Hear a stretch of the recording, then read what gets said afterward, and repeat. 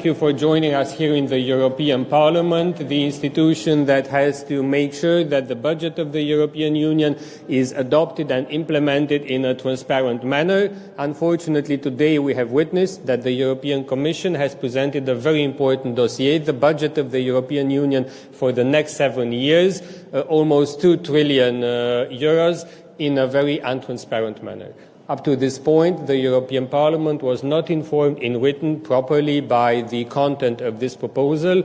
We had an exchange of views with the Commissioner for Budgets here in the Budgets Committee of the European Parliament, and members representing all political groups of the Parliament have expressed their concerns with regards to the proposal made for several reasons. Firstly, we see a clear attempt of renationalizing the budget of the European Union. This means weakening the budget. This means weakening the European Union, and the big risk is that the budget will be a sum of 27 national interests, of 27 national agendas, and it will not echo a European perspective. It will not be a sum of European priorities. We are also disappointed by the size of the budget, and for sure this is not a historic budget as the European Commission is attempting to present it. This is a budget at the same level as the budget of the Union in the previous 7 years, under the circumstances that our priorities have multiplied. Citizens in Europe expect us to do more, to protect them, to provide security, to defend them. We're seeing autocratic regimes around the world cooperating, trying to weaken our democracies, weaken our institutions. We have to do more. We cannot do more with the same amounts. The European Commission will present you different budgetary lines which have increased. But of course, if the budget remains at the same level, then that means that several budgetary lines would have to decrease. We were not yet officially informed about the exact figures for all of the budgetary lines, but we believe that these questions have to be posed.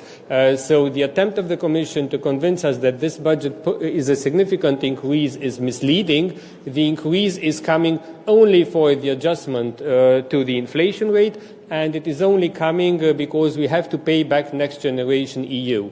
The European Commission was very fast in telling people at the beginning of the COVID pandemic that we provide 800 billion euros of support immediately after the COVID pandemic. That was correct, but now that needs to be paid back. And if the amounts appear in the EU budget, it doesn't mean that it is something additional positive to the beneficiaries of EU funds, but it means that it's an amount taken away from them, and this is a risk. We, from the side of the European Parliament, expect sufficient funding for security, defence and competitiveness, our new priorities, and we expect cohesion policy and the common agriculture policy not to be weakened, to remain European, with clear budgets, with a clear